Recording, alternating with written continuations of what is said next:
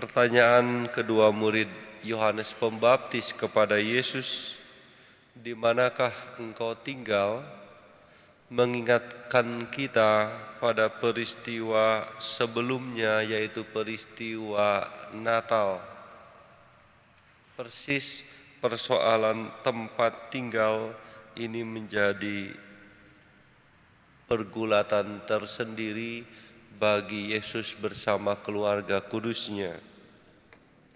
Untuk melahirkan, tidak ada tempat yang sungguh layak bagi Bunda Maria melahirkan Yesus. Kita tahu itu dalam peristiwa Natal.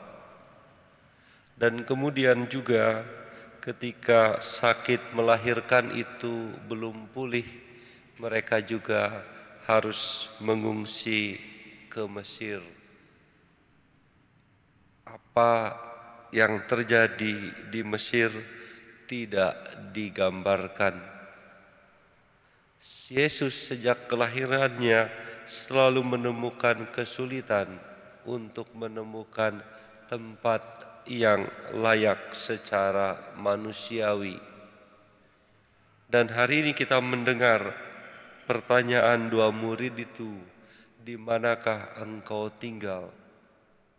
Juga Injil Yohanes tidak menggambarkan bagaimana dan di mana Yesus tinggal itu. Hanya dikatakan bahwa hari itu kedua murid tinggal bersama-sama dengan Yesus karena hari sudah jam 4 sore. Saudara-saudari yang terkasih, maka juga kita mungkin bertanya kepada Tuhan dalam konteks hidup kita masing-masing, "Tuhan, di mana Engkau tinggal ketika aku mengalami situasi hidup seperti ini? Tuhan, Engkau di mana?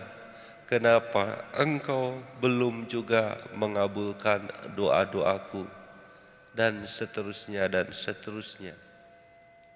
Maka dalam konteks juga kita masih berada di dalam masa Natal ini, saya mau mengajak kita semua merenungkan tempat tinggal Yesus yang misterius itu. Misterius dalam arti tidak digambarkan oleh penginjil. Kalau Yesus lahir di dalam palungan atau ditempatkan di palungan, tempat makan ternak, dan di kandang, artinya tidak layak sebagai tempat lahir Tuhan sendiri.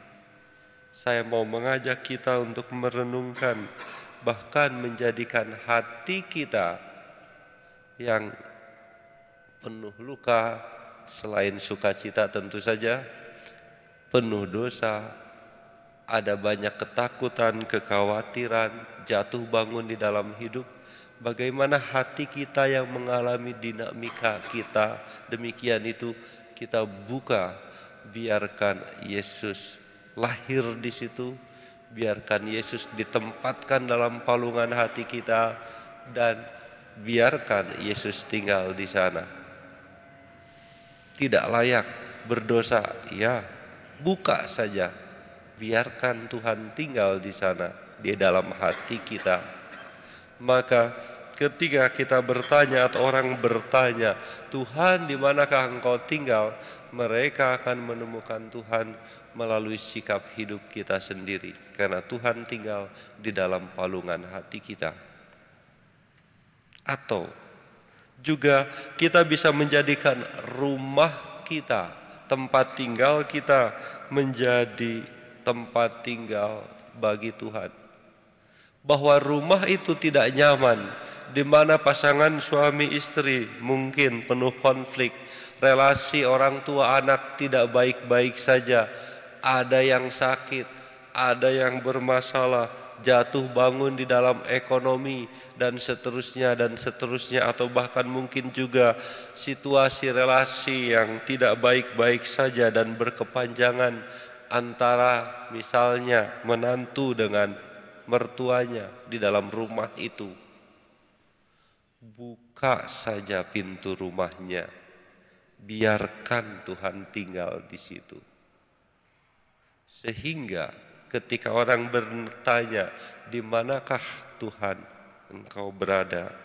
Mereka akan menemukan Tuhan berada di dalam rumah kita, yang sebetulnya secara manusiawi sedang tidak baik-baik saja.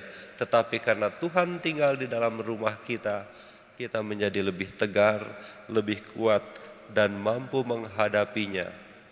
Dan Tuhan akan menuntun kita dengan caranya untuk bukan hanya menghadapi, tetapi menyelesaikan situasi-situasi itu. Ada hati yang tidak pantas, ada rumah yang tidak layak sebagai tempat tinggal bagi Tuhan.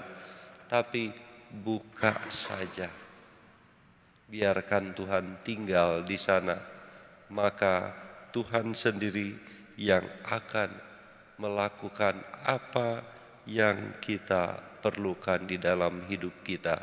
Tuhan memberkati.